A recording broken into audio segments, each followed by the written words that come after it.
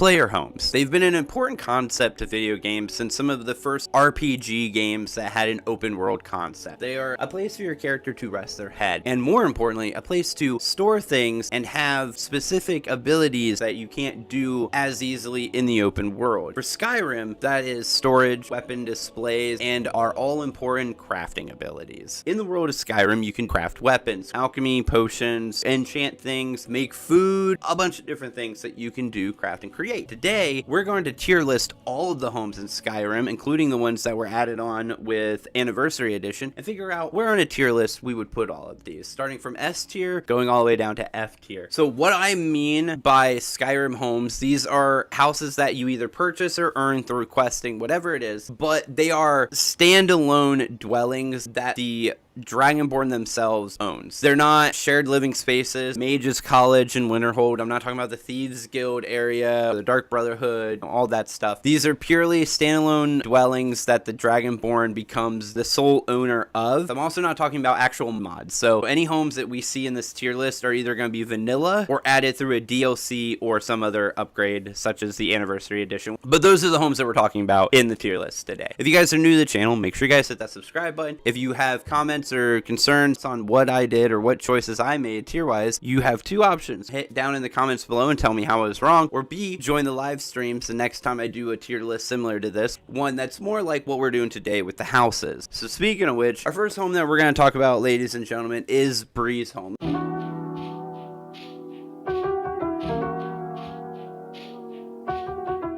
In most cases, if you ever played Skyrim, especially when the game first came out, Breezehome was your first home because the main quest line literally takes you through getting the ability to purchase this house. So what do we got, guys? Let's break it down. Location, we're in Whiterun. We are between the War Maidens and Belethor's General Goods, which is a great place, especially for beginning game. What are the requirements to get Breezehome? All you have to do, main quest. If you follow the main quest, you will do everything that you need to do to accomplish the ability to purchase this home for the 5,000 septums that it costs. 5,000 is just the base. It has nothing included. Inside of the home is an empty shell of a house with a couple of storage chests inside. But we are able to upgrade our home. Upgrades include living room decorations, dining room decorations, kitchen, loft, bedroom, alchemy lab, or children's bedroom, and they all cost a certain amount of septums. For that purpose, I think Breezehome is gonna be our C tier. It's more for nostalgia than any other reason that's going into C tier. Honestly, it's more of a D/F tier home because, again, it's just kind of it's storage. Basically, it provides you with storage, and storage is the baseline F tier. Every single home is going to offer you storage, quite a bit of storage too, but the overall effect is that it's not much. We'll go on to our second home, which is Honeyside.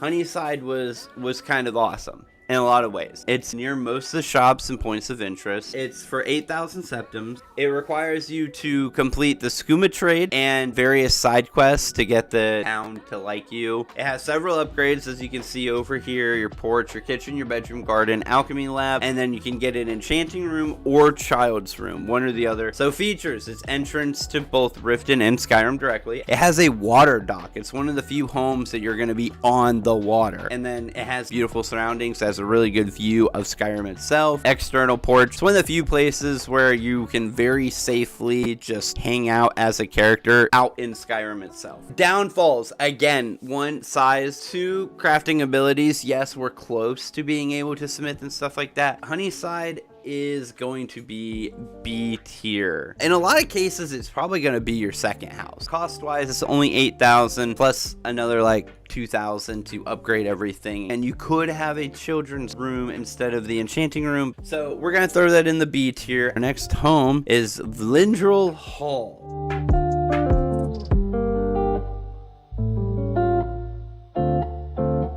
Ladies and gentlemen, welcome to Vlindrel Hall. If I'm saying it correctly, is also one of the problems. Vlindrel Hall exists in Markarth. It's up in a far corner. It's kind of away from everything else. 8,000 septums, all that good stuff. You gain it by gaining Jarl Igman's favor, level 20 plus, because there are one mission that you can only do once you're level 20. Or you have to complete the liberation of Skyrim, or you have to get to the point where you can negotiate the exchange of Markarth. Now, this house has upgrades to, just like like the other two. Children's room, entrance, enchanter, living room, bedroom. What are some of the great features of this place? It has a Dwemer aesthetic. It has the best setup for a library. Great for collecting books. It's supposed to have a really good scenic view from being really up high. Overall, guys, we're gonna probably pop this also into the B tier. I don't think it's A, I don't think it's S, I think it's a B tier. Next one on our list is Hjerim.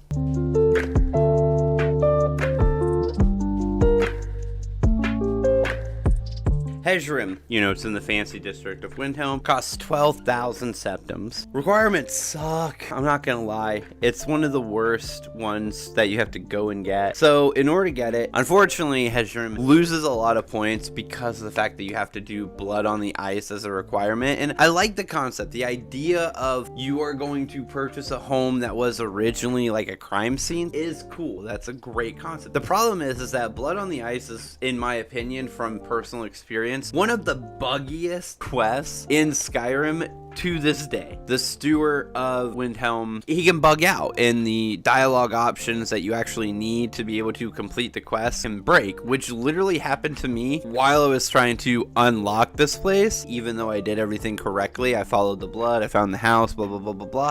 So that really brings it down. Now, the pluses of this place. Obviously, you have an armory, an enchanter, an alchemy lab, a living room, a bedroom, a kitchen, and you can have a children's room. This is one of the first vanilla homes that did not involve you having to decide between a children's home or a different home. It features, it's semi-close to the major shopping area, and obviously it's one of the largest vanilla homes possible. And Hjerim, here's my thing. Because of the fact that it is one of the glitchiest houses, it's one of the hardest houses to get in terms of just like speed and accessibility and all that. It's the only house that I've seen so far where you can get permanently locked out of getting it if you're not willing to use cheats and stuff. D tier. It's not F tier because of the fact that it is one of the better homes if you can get it. It is kind of the amalgamation of what Skyrim is. It breaks. Anyways, on to Proudspire Manor.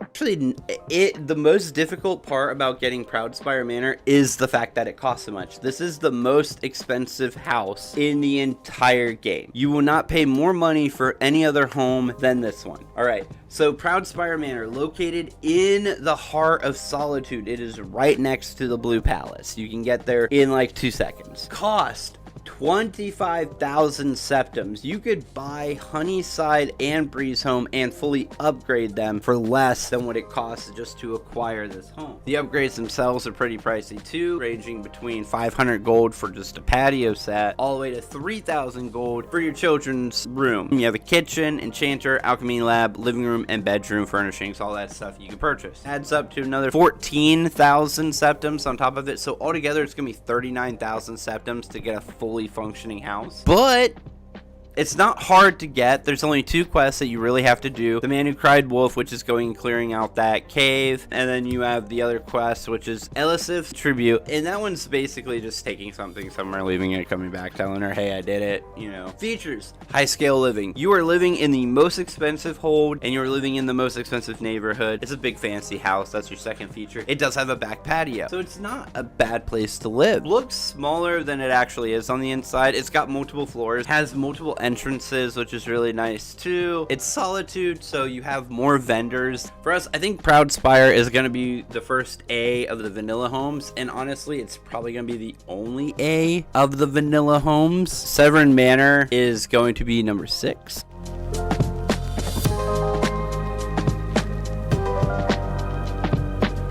So this house, yeah, I'm going to be honest with you guys right now. All right, to be fair, Severin Manor, it's kind of cool, but it's an F tier. I'm not even gonna go through everything and lie to you guys. In my personal opinion, Severin Manor, F tier. It's a nice house.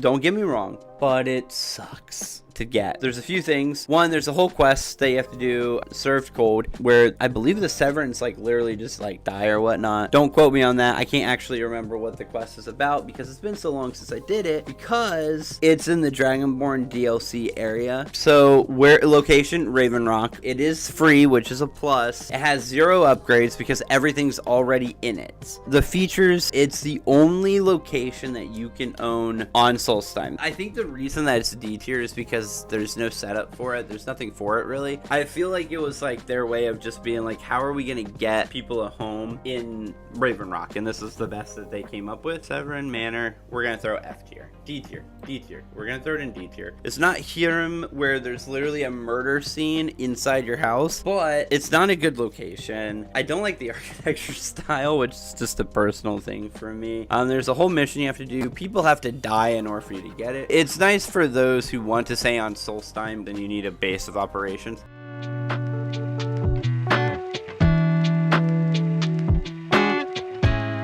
When it comes to Windstad, Lakeview, and Helsharken, I did not go through and get the houses and build them because I don't think that's what we should be focusing on when it comes to the player build houses, because these houses you get to customize. So there's no point in me going in and making whatever I want as a house and then giving it a tier grade, because that's not fair. You could make them whatever you wanted. It would be a more preferable house to you because you built a different room than I did. We're just talking about the plots and stuff like that. So this is the northwestern border of Jalmarch, or Hjalmarch? I can't even pronounce words, so whatever. 5,000 septums, quest laid to rest. You just gotta get the quest done for the Jarl and make her happy with you until she finally is like, you can buy property in my land. The upgrades, they vary in upgrades and in materials depending on what you want. There's 3 different room options for each side of the thing. You can add in and build all the stuff that you want. The best feature that I can come up with, all 3 of these I put down, is that they're all very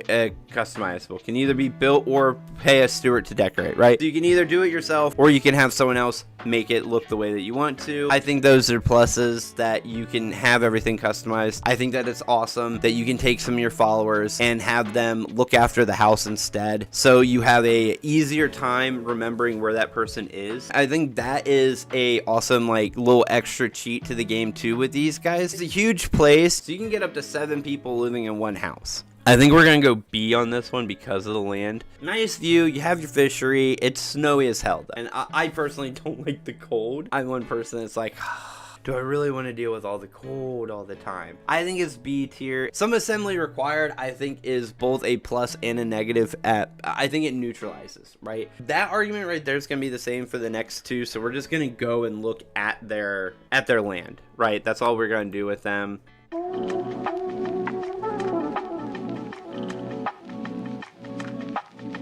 Coast of Lake Ilianada, 5k septums, varies both in upgrades and materials, customizable, most scenic of the 3 buildable homes. It's also the only one that kids will like when you send them to it because it's not snowy. And all you gotta do is just get the Jarl Fulkreath to like you. That's all you gotta do. And it's unlocked at like level 9. The courier runs up to you and it's like, I have a letter for you. Ah, from the Jarl. Seems you're moving up in the world. This is what you want from your homes. There it is. It's that one right there. A tier. So there's our second A tier. We have Proudspire Manor and we have Lakeview Manor.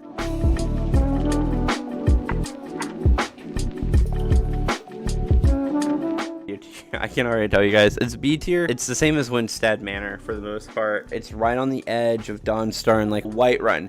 The thing that I don't like about this manor more than anything is where it's located. Edge of snowy area, directly south of Dawnstar. It's 5k septums, just like the other 2. You have to do 2 quests for it. Waking Nightmare and then kill the giant. Kill the giant, you have to be level 22. So this is the highest level requirement for any of the 3 plots. On top of the fact that it's not the best looking one. Varies both in upgrades and materials when it comes to upgrade. And then features, customizable, can either be built or pay a steward to decorate. Boom. Same things as normal.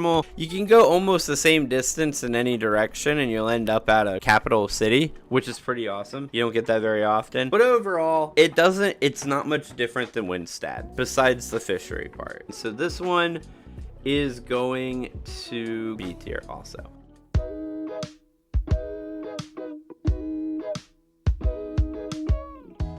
Tundra Homestead. I'm gonna tell you right now, this one's awesome. I like this place. I love this place for multiple reasons. Tundra Homestead, it's located right outside of Whiterun. It is the one and only house on this list that is completely capable of being got without doing anything. You can just buy it. You don't have to go on quests.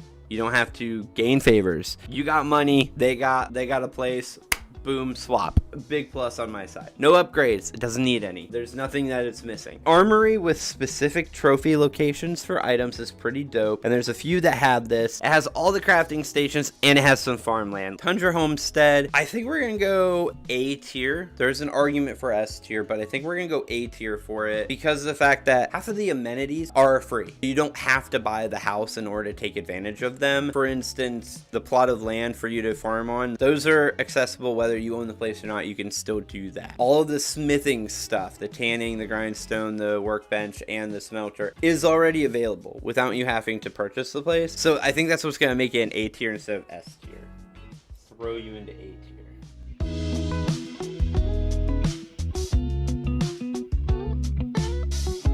Bloodchill Cavern. This one is actually one of my favorites. So the location is going to be in the mountains between Dawnstar and Winterhold. It is free, as is pretty much, I think, most of the anniversary edition home. Tundra Homestead and the Shadowfoot Sanctum, those are both cost money. You buy them from people, but all the other ones are free as long as you do quests for them. So this one, quest at level 12, you will get a letter from the courier inviting you to a dinner party. You show up, you go inside, sit down for dinner, and you're attacked by some vampires. You kill all the vampires, gargoyles, and all that stuff, and congratulations, you now own the place. Upgrades. There are no upgrades. You don't need upgrades. Trust me. This place is great without upgrades. You got indoor farmland right when you go through the front door. You got all the crafting that you could want. Gothic aesthetic. And gothic aesthetic. This isn't one of those caves or broken down forts that they turned into their lairs. No, this is like a built from scratch gothic style vampire home. Bloodchill Cavern for me is S tier. Guaranteed S tier. If you guys have other opinions, that's fine. Put them in the comments below, but it's S tier.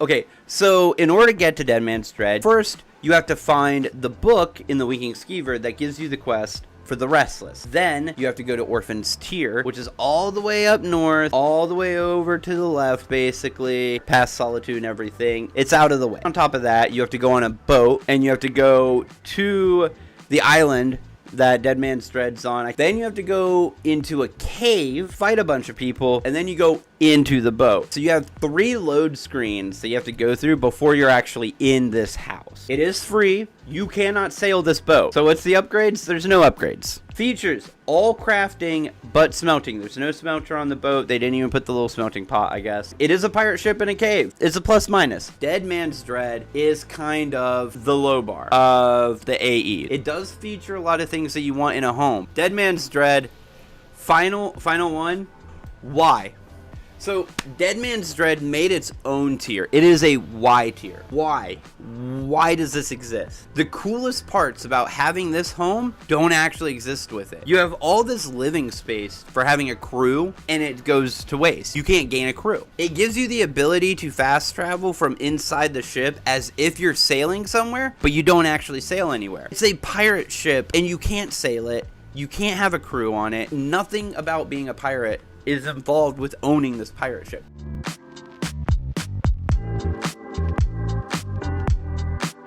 Gallows Hall is located in Mars Eye Pond. It's right over by Gallows Rock. It's free. Again, it's free. All you gotta do is walk into it. The quest is Dreams of the Dead. This is, again, in my opinion, one of the best homes added in AE. Super dope. There are no upgrades. You can't upgrade it. It comes as is. The features are more than anything else. All crafting, okay? You can do everything in this one, and that's a black soul gem generator. You can turn great soul gems and grand soul gems into black soul gems. A greater soul gems can only hold greater souls. They can't hold grand souls. Black souls, on the other hand, whenever you kill a living being while having a black soul gem and having soul trap available, it is a grand soul that is filled into that black soul gem. For those who enchant a lot, that is so helpful for you. Also, it features this, which I haven't seen in any home yet either, and that's the Bone Forge. And it is exactly what it sounds like. You can create skeleton minions to follow you using the Bone Forge. When it comes to Gallows Hall, aesthetics outside, pretty basic,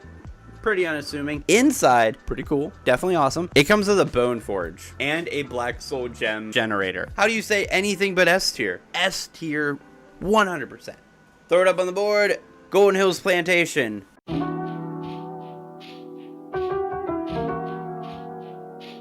Location, Rorikstead. Cost, free. All you have to do is solve the quest, The Unquiet Dead. And it's actually a fairly easy quest. You just gotta fight a couple of ghosts and find where the dead kid died and bring his sword, his little wooden sword, back to the house. Done and dusted. They're happy with you. They like you. This one specifically is a little bit different. There's one extra thing you have to do. You have to plant some crops and you have to hire a steward. And on this one, when you get your steward can perform your upgrades. Get you a kitchen, dining area, alchemy and enchanting area, a loft, master bedroom, child's room, a library, and some livestock. You do have to build some stuff yourself also, but what are the features? What are the bonuses to this? You do get steward again, which is always fun to have a place where you can put your people. So say you've unlocked the companions and you're taking Ayla the Huntress and you just had Fandal or Uthgerd with you, and you don't want to just send Uthgerd or Fandal back to their crappy lives. So you make them the steward of one of your plots of land. Now you have Goldenhills for a fourth plot to put somebody.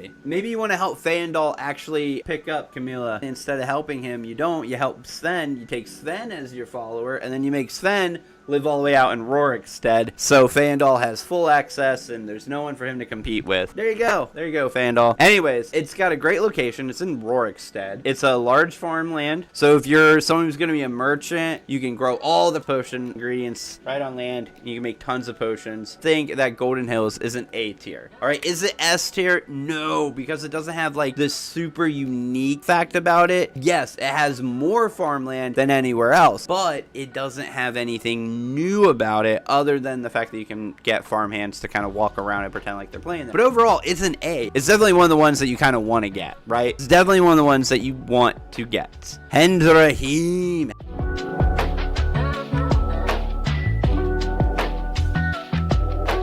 Hendraheim up on the big board. It's in the mountaintop. It's on a mountaintop in East March. It's kind of in between Falkreath and Markarth. It has one quest. It costs free/murder. Okay, let me explain what that means. You get a note from a person who owns the property currently saying that they want to die honorably, basically, and they challenge you to prove that you are mightier than them, and if you do, you will own the place, basically. So you show up, you tell them, hey, I got your letter, I'm here for the challenge, and then you fight, and then you murder them, and now it's your home instead of their home. So there you go. It costs murder. That's what it costs. Upgrades. There are no upgrades to this place. What does it feature? All crafting. Half of it's outside. It's in a quiet area in the mountaintop, but barely quiet. It's also surrounded by enemy camps. It does have one of the unique trophy rooms, which has like unique items in the game. I mean, it's in a beautiful location. It's really nice. It is solid though. It is a solid A. It's kind of in between. I feel like it's an A myself, but it might, I don't know. Actually, now I'm thinking about it, is it a B? It's in the middle of nowhere, so walking to points of interest isn't really a thing. Like Goldenhills, you can get to Rorikstead. Tundra's right outside Whiterun. Lakeview is not too far from Falkreath. Proudspire is literally in Solitude. Gallows Hall is a very unique situation, and so is Bloodchill. They're very unique, so they get away with the fact that they are not directly next to a point of interest. Hendraheim, I think it's an A B kind of for me, but I think it's like the quintessential B. I think it's as high as you can go in B without becoming an A.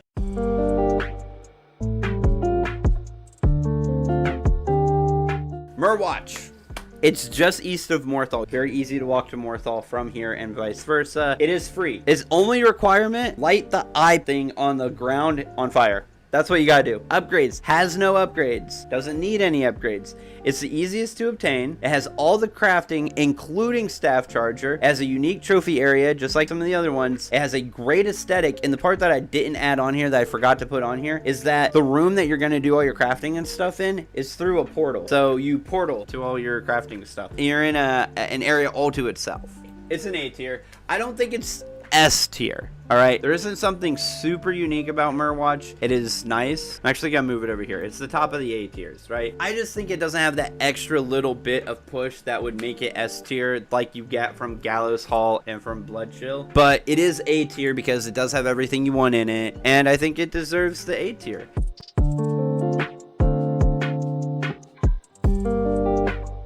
Moving on to Nchuanthumz. Nchuanthumz. I'm already giving it a little bit less because I can't pronounce that goddamn name. Okay, location and cost. It is north of Riften and Frostroot Cave, which is weird. I know that there are dwarven ruins over there too, but it is weird to take a dwarven style home and throw it all the way on the other side of the map. But at least that means now you can have a dwarven style home on either side of the map. It is free. The quest that you get is the Sanctuary and the Manufactory. There is a book in, I think, Riften or Markarth or somewhere where you can read and it'll give you that quest and then you go here, or you can just go here and start it from that. Now this one upgrades over time through an automatron. You build an automatron and it is a renovator. You go back to your living area and you flip a switch and it shows up and it fixes up that area. You take 24 hours, you come back, it's fixed, stop and ready to go. You do the same thing with the other two areas and it fixes up the place on its own over time. What is the feature? What's the cool stuff? It's hidden away. It has most of the crafting. I believe there's a couple things missing, like the staff recharger, and it has Dwemer aesthetic, which is always, again, soft spot for me. Dwemer aesthetics are dope as hell. I believe it's going to be the third and last of the S tiers. I don't think Shadowfoot Sanctum's ever going to make S tier. You have a full-on throne room with a throne with smoke coming down to make you look even cooler. Full-on bath, full-on sauna room. You have a factory down below. Getting into ship shape is actually kind of cool because you actually have to like do a little waiting and stuff like that. Every room is giant. It's S tier. One last place. Shadowfoot Sanctum. Ladies and gentlemen, location and cost. So it does exist in the Ratway of Riften. It does actually cost money. It costs 7.5k septum. You purchase it from Veckel the Man in the Ragged Flagon. All you have to do is make it to the Ragged Flagon. You don't have to be part of the Thieves Guild. You don't have to do anything else. Just make it to the Ragged Flagon, hand him 7,500 septums, and it's yours. There are no upgrades, but for role-playing, it's a cool secret hideout. It has easy access to the Thieves Guild and the Ragged Flagon, obviously, and it's really nice for being in the sewer. The Shadowfoot Sanctum fits snugly in your C tier. There is no F tier. Why? Because we created a new tier called Y, and that is the Dead Man's Dread. But let's go review. In your S tiers, we have Bloodchill Cavern, Gallows Hall, Nchuanthumz. In your A tier, wish it was an S tier, but it's just a little bit short of it, your Myrwatch, Proudspire, Lakeview Manor, Tundra Homestead, and you have your Goldenhills Plantation. Down in your B tier, Hendraheim, Honeyside, Vlindrel, both the other plots in Winstead Manor and Hjerim Hall. C tier, you have Breezehome, Shadowfoot Sanctum. They have what you need, but not everything that you need. They're a good starting spot, and for 7.5k, Shadowfoot Sanctum isn't even a good starting point because it's a lot of money. Now, in your D tier, we have Hjerim Hall, and then you have Severin Manor. Actually, you know what? After reviewing the footage, we're gonna move Severin Manor down to F tier. We don't need a home on Solstheim, and the home that you get, it might be free. It has kind of all the things that you want in it, but at the end of the day, once you're done with the Dragonborn quest, you will never use this home again. And then down in the Y tier, we have Dead Man's Dread, asking the question, why does this exist? Because it's nothing but a tease on what we want from that home we don't get. But anyways, guys, that was the tier list. Hope you guys enjoyed it. Again, if you guys have any objections or opinions on where I place things in the tier list, make sure you guys comment down below what you think, what I got wrong, what I got right. Hit the like button, hit that subscribe button if you haven't, and I'll see you guys in the next video. Goodbye.